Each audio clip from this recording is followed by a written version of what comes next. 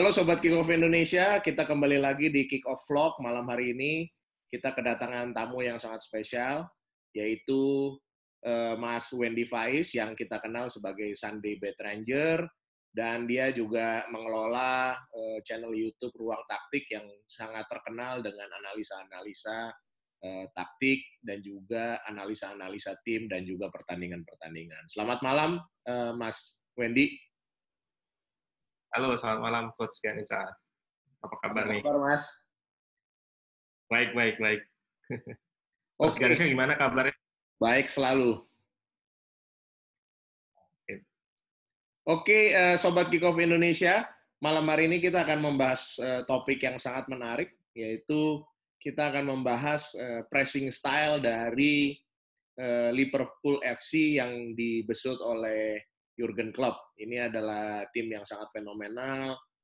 Di Liga Inggris sudah nggak ada lawannya, kemarin juara Liga Champion. Jadi salah satu faktor yang katanya membuat mereka sangat sukses adalah bagaimana mereka punya how to defense, bagaimana mereka punya how to pressing yang membuat tim-tim sulit untuk bisa mengembangkan permainan ketika menghadapi Liverpool. Mas Wendy, sebagai pertanyaan pembuka, bisa cerita sedikit nggak sih profilnya Liverpool di bawah Jurgen Klopp ini?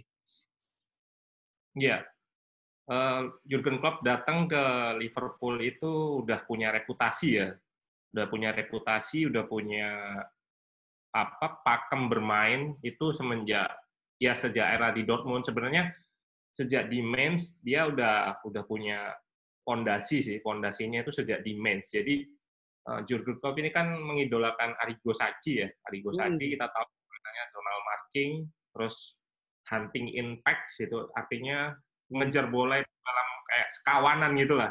Betul. Itu idola si Sacchi. Sementara yang mengenalkan Sacchi ini si pelatih dari Mainz sendiri, Wolfgang Frank, itu yang mengenalkan permainan zonal ke Mainz waktu Jurgen Klopp masih main di Mainz, masih karena si Wolfgang Frank yang kenalin. Jadi secara langsung sih sebenarnya nggak kenal sama Sacchi, itu nggak kenal. Tapi yang memperkenalkan atau ibaratnya jalurnya itu dari Wolfgang Frank ini. Jadi ketika Jerman masih bermain sweeper, kita tahu ada satu back yang di belakang itu, ya, model Beckenbauer gitu. Yang tidak jaga lawan ya? Ya, yang jaga lawan. Jadi masih main marking. Nah, si Wolfgang Frank ini tahun 95 udah bawa bermain zonal gitu. Nah, waktu itu Klopp masih main di situ. Itulah awal dari Klopp, dasar dari Klopp mengenal sistem bertahannya yang sekarang itu. Kemudian ya tentunya pasti dengan penyempurnaan yang lebih detail gitu ketika di Dortmund, ketika di Liverpool lebih disempurnakan lagi gitu. Itu profil singkatnya dari Jurgen Klopp. Oke, terus mungkin bisa cerita evolusi dari pressing style-nya si Klopp, karena Klopp mungkin mengawali karir yang dahsyat mungkin di Dortmund, kemudian dia masuk ke Liverpool, di Liverpool juga dia perlu beberapa musim untuk membangun timnya sampai dengan seperti sekarang. Bisa diceritain nggak evolusinya kayak gimana? Karena kan nggak mungkin pasti sama terus kan, pasti berkembang dari musim ke musim kan? Iya, berkembang musim ke musim, mulai dari Dortmund itu kan kita tahu Dortmund itu waktu dipegang Klopp di awal tahun 2008-2009 tuh masih tim yang kekurangan finansial segala macam. Kemudian pemainnya yang direkrut itu identik dari Dortmund, dari Liverpool, itu tipikal pekerja keras, terus bermain sebagai unit gitu. Itu awal dari Dortmund gitu. Kalau dari sisi taktiknya dalam pressing style-nya sendiri, ketika di Dortmund itu dia lebih, kenapa dulu sempat ada heavy metal football seperti itu, karena intensitasnya dari Jurgen Klopp ini sangat tinggi sekali intensitasnya. Itu ketika di Dortmund gitu. Tapi ini juga ada kekurangannya. Klopp berhasil memang juara Bundesliga, tapi di tahun-tahun sebelumnya klub dibilang kekurangan bensin, bensinnya habis di akhir musim. sehingga disalib sama Bayern, atau seperti tahun 2013 itu kalah di final melawan Bayern. Itu yang bikin Klopp melakukan evolusi atau perubahan ketika dia di Liverpool. Jadi ketika awal di Liverpool itu juga sama sebenarnya. Emre Can, terus masih ada Lucas Leiva, itu ketika melakukan pressing itu sangat intensitasnya sangat tinggi sekali gitu, nggak terstruktur gitu. Bahkan di statistik sendiri menyebutkan kalau semenjak dari awal tahun sampai ke 2018 itu intensitas pressingnya itu menurun justru. Maksudnya ada statistik passing disruption atau PPDA itu nunjukin kalau diturunkan justru sama Jurgen Klopp di tahun 2015 sampai 2018 itu, 2019 sampai 2020 mulai naik lagi gitu, tapi nggak signifikan. Tapi yang paling kelihatan di tahun 2020 ini defensive line-nya itu sangat tinggi. Itu evolusinya pressing style-nya di Jurgen Klopp selama ya garis besar selama di Dortmund sampai ke sekarang ini. Oke, bisa dijelasin nggak mungkin dengan diagram seperti apa sih pressing style-nya Liverpool? Pressing style-nya Liverpool kan saya jelasin di tactical board.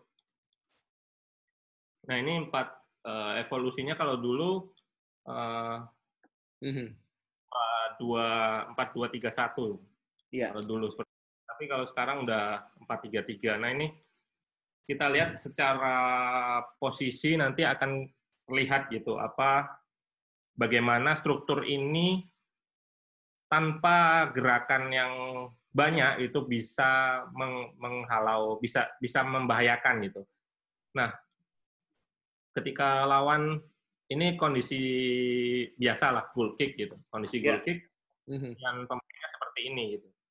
Kita lihat dari pemain mulai dari lini depan lawan udah dijaga satu-satu pemain. Fabinho menjaga strikernya, Alexander Arnold menjaga wingernya, Robertson menjaga wingernya, terus Wijnaldum dan Henderson juga sama. Nah, kuncinya ini ada di depan sebenarnya. Karena di sini lebih ke man marking di sini, man oriented, lebih ke pemain gitu. Di jadi tengah ketika, ya? Yang di tengah lebih turun ini pun akan diikutin gitu sama si pemain, sama si Henderson. Nah, kuncinya ini ada di depan. Jadi gini, idenya Klopp itu kan memenangkan bola setinggi mungkin gitu. Ketika memenangkan bola, misalkan bola dimenangkan di sini gitu.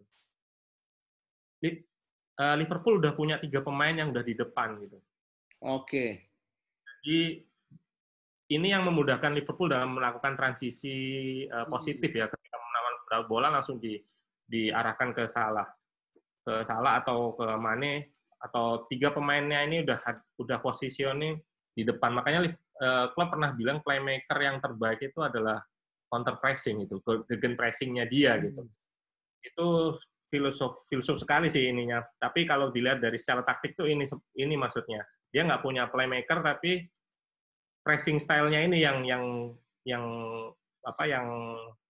jadi andalan dia ketika transisi. Nah, itu tadi ke transisi positifnya.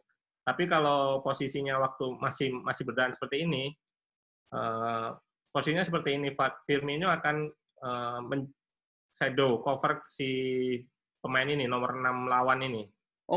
Ya. Jadi Firmino itu tidak punya intensi untuk ngepres 2 center back-nya lawan ya? Nanti. Jadi awalnya Firmino akan cover shadow dulu, kemudian Salah juga, posisi Salah dan Mane inilah yang menurut saya jadi kunci ya. Jadi ketika bola dialirkan ke center back kanan misalkan, center back kanan ya, kebanyakan tim itu akan melakukan press itu secara langsung gini, secara langsung. Tapi kalau Liverpool dan lini depan Liverpool ini udah paham gimana caranya melakukan press, yaitu disturbing dulu ke arah fullback-nya, nutup passing lane ke sini. Passing lane Kemudian Salah juga udah ngelepas ini ball far side-nya. Oke. Bola pemain akan Karena dilepas oleh bola ada Salah. di sebelah kanan ya, sehingga Salah fokus ke sebelah kiri ya. Ya benar. Nah, ini tadi yang coach bilang Firmino nggak akan ngepres. Nah, di sini dia akan ngepres perlahan gitu. Sama dengan Mane. Jadi menutup ruang dari pemain pegang bola. yang mengecil ruang seperti ini. Itu pun dilakukan juga oleh semua pemain ya. Semua pemain itu karena tadi klub ini banyak pengaruhi oleh Caci, jadi dia akan menutup memperpendek ruangnya. Firmino bergerak dekat, Mane pun mendekat juga. Nah, dengan situasi kayak gini, center back pun nggak ada opsi itu, nggak ada opsi. Nah, kemudian di sini nomor 8 sama nomor 10-nya, nomor 8 nomor 10 itu dia akan nggak main on created banget gitu. Jadi dia akan waspada, kalau turun akan diikutin, terus tujuannya untuk melakukan pressing trap. Jadi ketika bola diarahkan ke sini, dia baru melakukan press atau intercept atau karena itu tadi filosofinya Klopp itu pemain lawan yang udah dapat bola itu butuh waktu banyak untuk mengontrol bola dan melihat pemain lain gitu. Kecuali pemain yang punya pressing resisten yang bagus gitu, udah punya visi segala macam. Dan dengan situasi seperti ini, baik Mane maupun Firmino juga dekat untuk melakukan pressing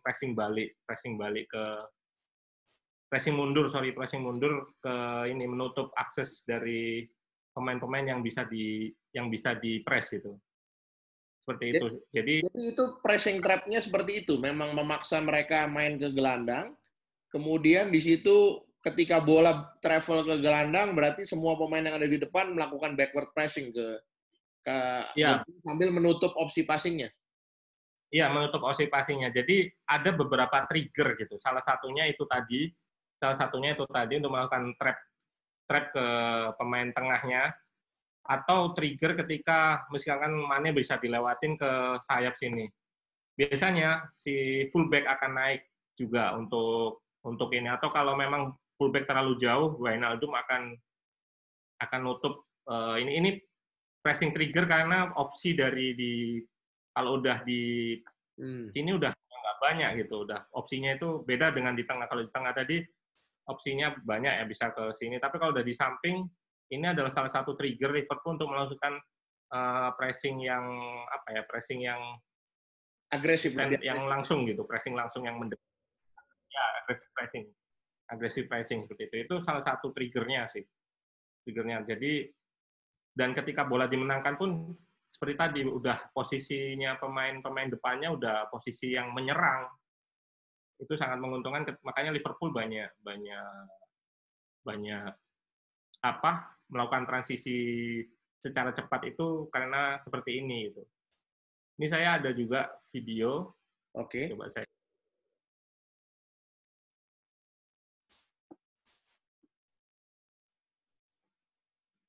Ya. Di videonya nanti ini contoh dari pressing dari Liverpool.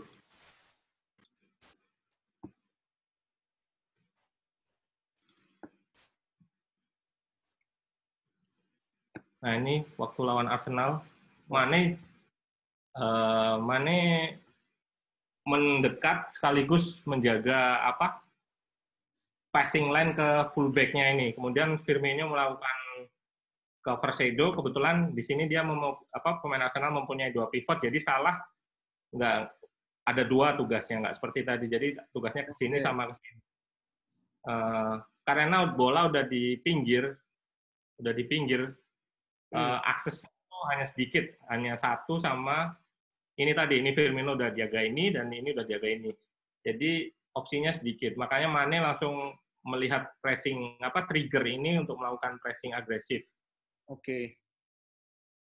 Nah, ini dikembalikan ke kiper. Kalau Salah dikembalikan juga, ke kiper dia terus press ya. ya dia terus press, tapi kita lihat Mane juga sebenarnya dekat dengan pressing line ini Ya, agar memutar ya larinya ya supaya tidak bisa balik lagi ya. memutar, nggak langsung direct to kiper gini, malah memutar. Jadi ketika kiper dibalikin ke sini pun masih dalam jangkauan Mane. Dan kita lihat Salah udah mulai ngelepas pemain ini gitu, karena tahu ini akan di switch tugasnya Firmino ke sini dan Salah akan ngepres CB yang berada di sayap. Nah, kita lihat positioning-nya ini nggak jauh gitu. Semua pemain ini masih bisa dijangkau oleh Iya. semua pemain Liverpool. Bahkan kita ini lihat ini nomor 26 siapa Robertson, fullback-nya udah lawan dengan fullback versus fullback gitu. Dan di sini harusnya masih nggak terlihat, tapi ada 3 pemain tengahnya Liverpool. Tiga Nah, pemain pressing depan, tiga pemain depannya ini sangat ini ya, sangat agresif dan sangat bekerja keras ini ya kalau dilihat ya. ya Karena itulah ini mereka dealing dengan situasi 3 lawan 5 loh. Iya, itu tadi coach positioning dari ketiga pemain ini yang terus mekanisme seperti pressing yang memutar dulu itu tadi itu sangat dikuasai betul oleh 3 pemain ini. Jadi 3 pemain ini sebenarnya pressing line pertama dari Liverpool sih. Jadi 3 penyerang yang bisa bertahan gitu. Kita lihat statistik Firmino sebagai pemain depan itu banyak sekali tackles-nya. Dan Pep Guardiola tertangkap kamera juga ngomong ke timnya 3 pemain ini too dangerous gitu. Jadi jadilah inilah yang bikin Pep juga investasi banyak ke center back yang bisa memainkan bola di belakang. Itu salah satunya ini. Kebetulan ini contohnya Arsenal gitu. Arsenal kita tahu ya memang waktu di era Emery belum bisa melakukan build up dari bawah dengan baik gitu. Jadi makanan empuk Liverpool di pertandingan ini. Iya, iya, iya, iya. Itu. Ya. Ini yang tadi, Coach. Oke. Oke. Itu sekarang itu kan apa namanya first line of pressing-nya mereka dengan 3 pemain depan. Lalu bagaimana kalau bola first line-nya itu bisa dilompati atau di bypass? Apa yang biasanya Liverpool lakukan? Yang biasa Liverpool lakukan ketika udah di bypass, Liverpool itu kan sangat tinggi ya garis pertahanannya. Garis pertahanannya sangat tinggi. Yang dilakukan Liverpool itu ya tiga pemain belakangnya ini misalkan udah di bypass. Nah, tadi pressing backward, pressing mundur ke pembawa bola, dan 3 pemain ini juga melakukan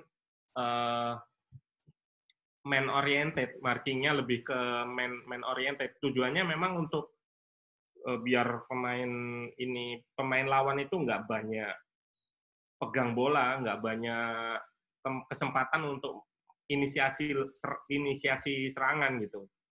Inisiasi serangan. Jadi kenapa Liverpool nggak punya playmaker gitu? Kenapa Liverpool nggak punya pemain yang dalam tanda kutip playmaker yang maksudnya yang punya ya kayak Coutinho itu yang dijual. Karena 3 pemain ini tugasnya juga langsung bertahan juga gitu.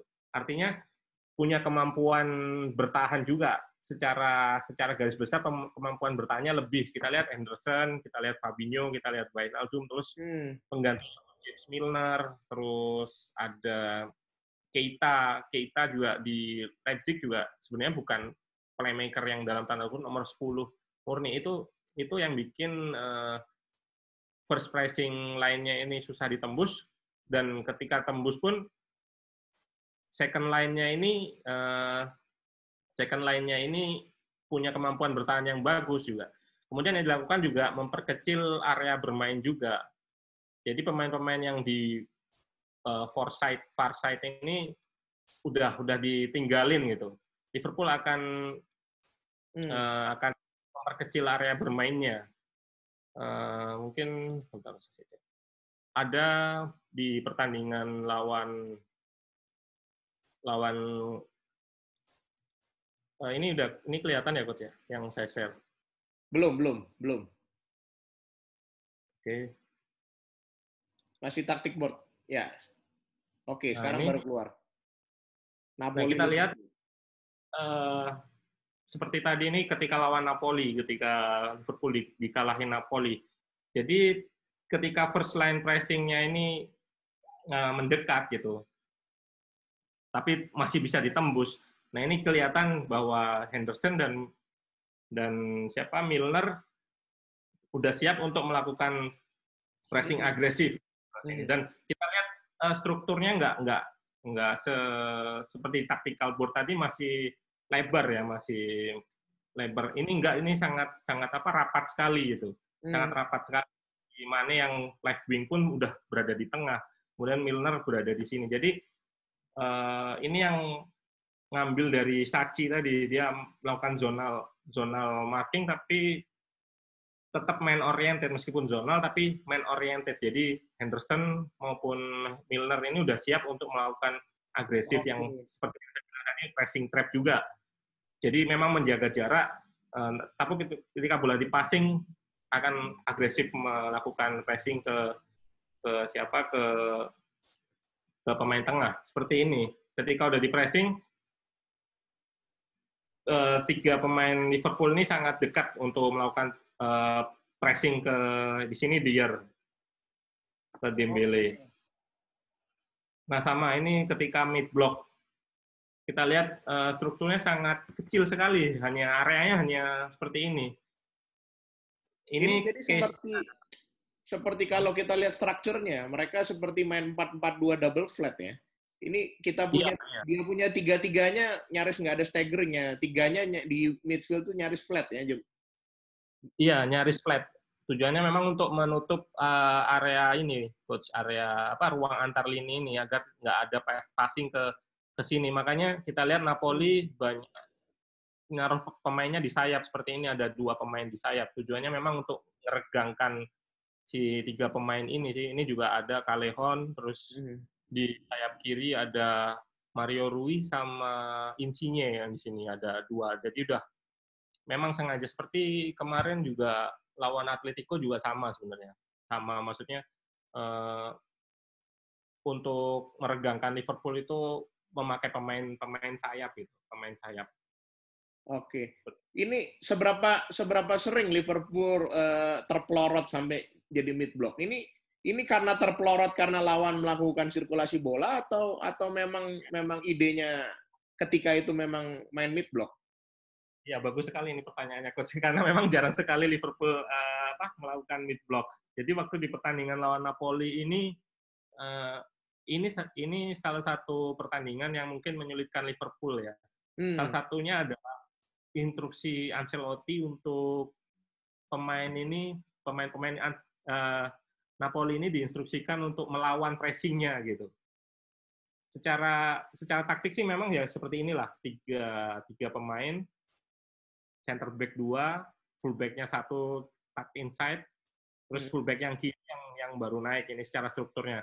Tapi ketika di press, pemain-pemain ini berani membawa bola. Dan di sini ada Alan, di sini ada Fabian, itu pressing resistennya di pertandingan ini ya. Di pertandingan ini sangat bagus gitu. Ini yang bikin Liverpool bermain dengan mid block waktu itu karena beberapa kali mudah sekali pemain Napoli melewati 3 pemain depannya atau 3 pemain tengahnya Liverpool. Makanya di pertandingan ini terlihat bermain mid block ini jarang. Terus waktu lawan Chelsea juga pernah mid block seperti ini. Ini tapi jarang sekali. Semacam respon karena high pressing-nya gagal ya, jadi terpelorot ya. Iya, seperti itu. Sama sebenarnya Klopp itu kan di Dortmund itu sebenarnya lebih ke counter attack dia, lebih ke counter sebenarnya menunggu. Nah ini Klopp juga memainkan seperti ini ketika lawan tim-tim yang memang punya bisa membreak pressing lines-nya seperti City. Sama ketika lawan City pun Klopp juga bakal bermain lebih pragmatis ya. Seperti inilah contohnya. Oke, Gitu. oke. Gitu, Sekarang Coach. apa namanya? Sekarang perspektifnya saya bergeser ya.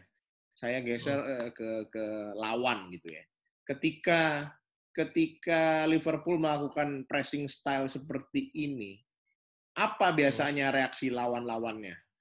Karena secara sederhana logikanya bahwa ketika kita memainkan high pressing, maka kita akan punya ruangan yang sangat besar di belakang lini belakang. Ya.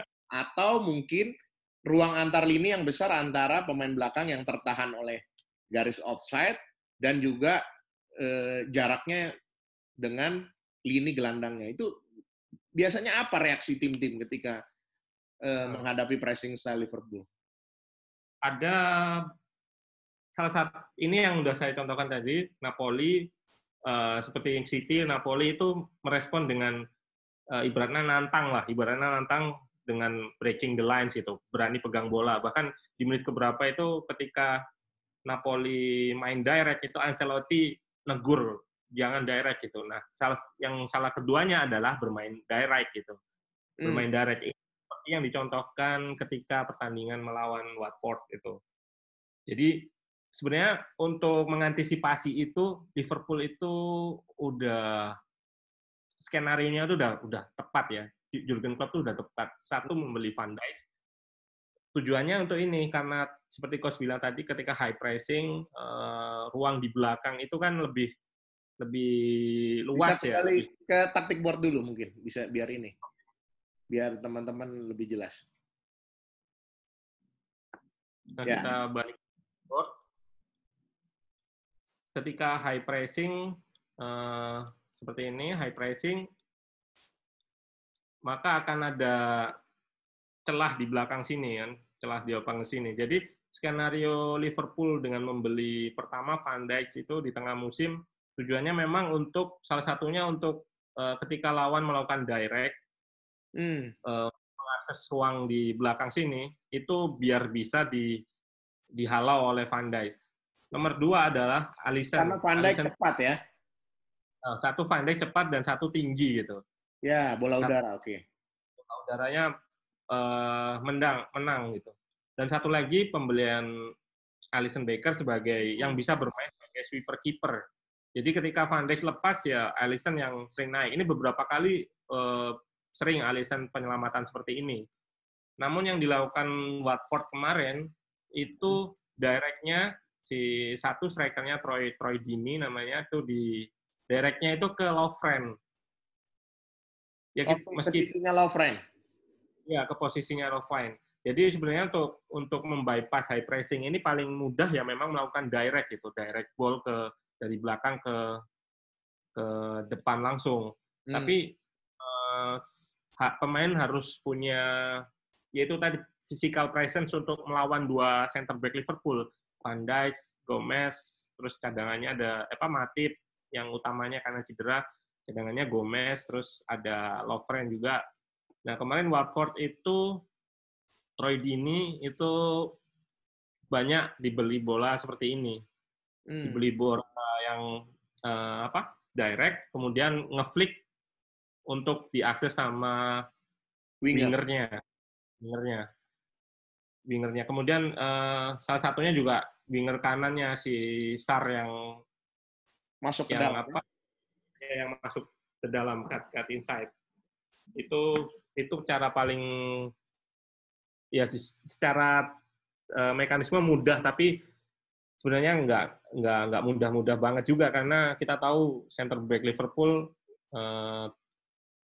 itu tadi tinggi, punya keunggulan udara yang bagus dua pemain ini. Iya. Kemudian kalau tadi Mas Wendy bilang ada dua gaya, ya kan? Dua gaya. Yang satu nantangin, tetap mereka main dari bawah, artinya mereka mau pancing pressing Liverpool lebih lagi supaya ada ruangan. Dan yang satu adalah bypass dengan direct play. Tapi yang mana yang Liverpool lebih nggak suka? Yang lebih nggak suka ya? Iya.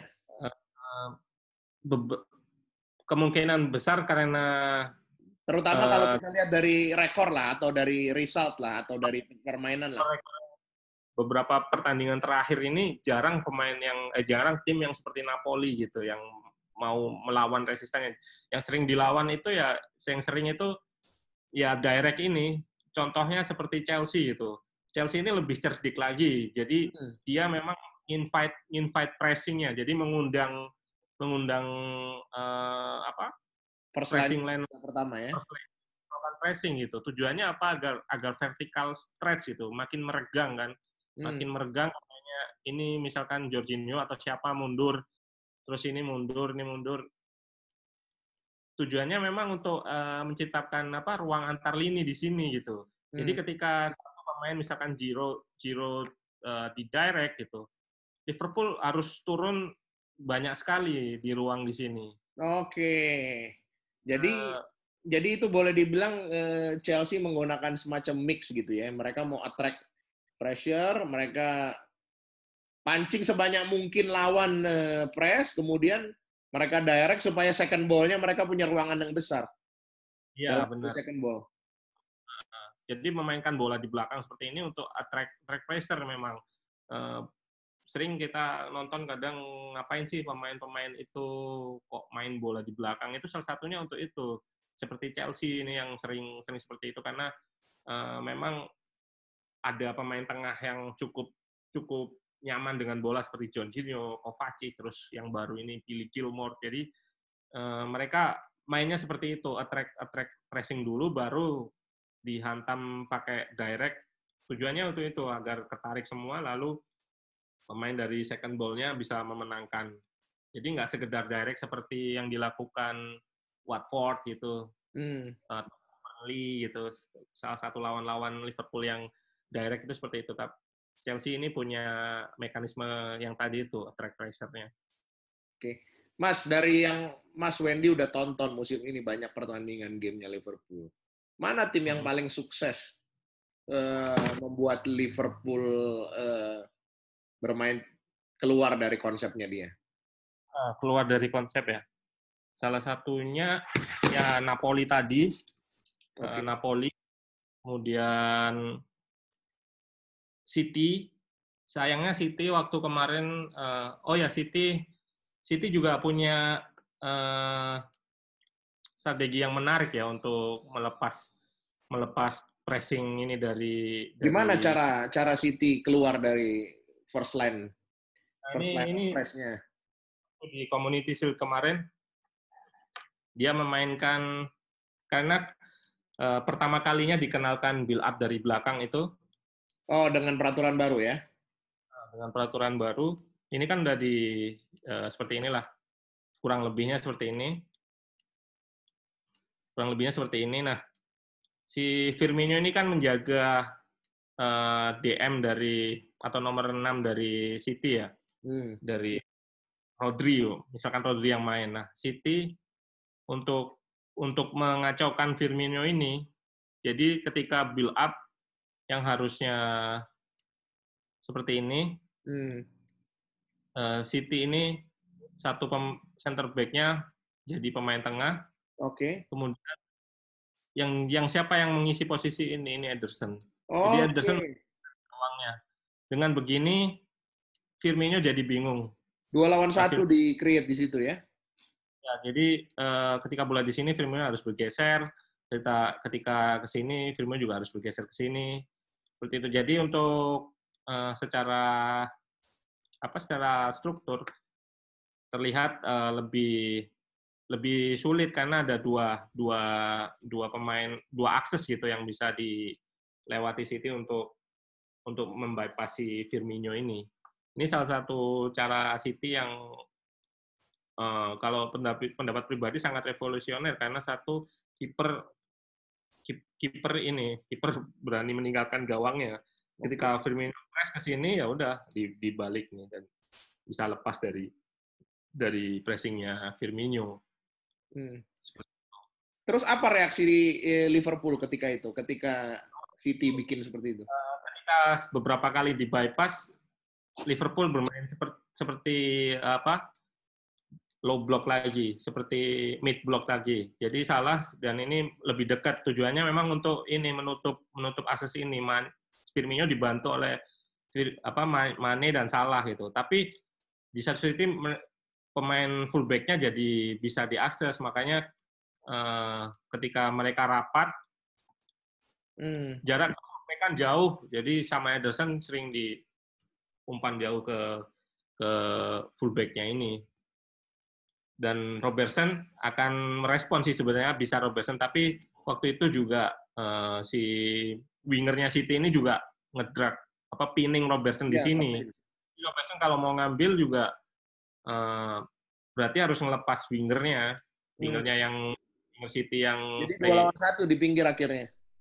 Iya, 2 lawan 1 di pinggir. Seperti itu. Kesimpulannya, game itu nggak ada solusi dari Liverpool ya? Solusinya hanya melorot aja? Atau bagaimana? Hanya Liverpool memainkan garis pertahanan yang lebih rendah gitu, mid block lagi. Meskipun di awal-awal sempat mencoba melakukan pressing, tapi ya itu sering kali di bypass. Beberapa kali di bypass ya akhirnya Liverpool memainkan blok agak blok rendah, dan pertandingan itu serius, ingat saya, penalti kalau nggak salah waktu itu dimenangkan City. Oke, jadi ketika gagal, artinya sering gagal pressingnya, reaksinya adalah lebih turun supaya mungkin kipernya lawan nggak bisa terlalu terlibat ya kalau udah lebih di atas gitu. Lebih turun, seperti lawan Napoli tadi, mid block juga lebih ke belakang. Itu berarti beberapa cara ya untuk membypass pressingnya Liverpool ya. Iya, salah satu cara lagi itu seperti yang dilakukan Manchester United. Bagaimana MU main? Itu dia mirroring, tapi mirroring shape-nya, shape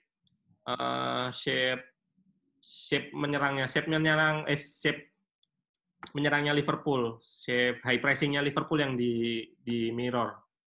Jadi Liverpool itu kan 3 pemain di depan ini. Ya, yang di mirror itu MU bermain 3 back.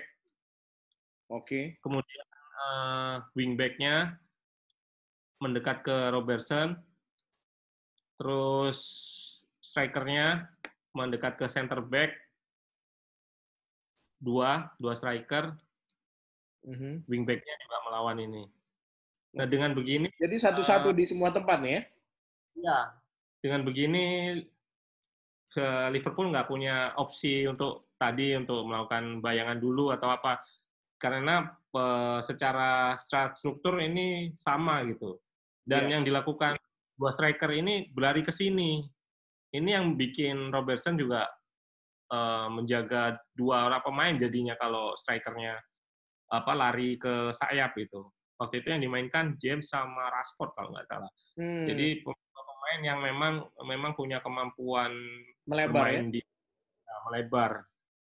Jadi seperti ini. Jadi outletnya ya di wingback ini si Aaron Wan-Bissaka sama kalau nggak salah pemain muda MU itu yang jadi lupa. Mereka seperti main 3-5-2 tapi 2 strikernya lebar, seperti nggak punya striker.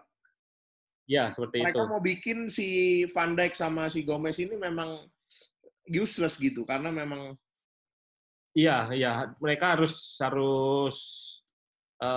bergerak ke sayap, sementara kalau bergerak ke sayap pun si pemain tengahnya juga melakukan naik, ini si Andreas Pereira. Oke, Mas Wendy, terima kasih banyak atas ulasannya yang sangat mendalam tentang pressing style dari Liverpool. Jangan bosan-bosan nanti sharing lagi dengan vlog Kickoff Indonesia. Ya, Coach. Terima kasih juga atas. Dan untuk Sobat Kickoff Indonesia, terima kasih banyak atas waktunya. Jangan pernah bosan-bosan juga untuk nonton terus vlog-vlog berikutnya dari Kickoff Indonesia. Selalu subscribe YouTube dari Kickoff Indonesia, dan jangan pernah lupa bahwa permainan tidak akan dimulai tanpa kickoff.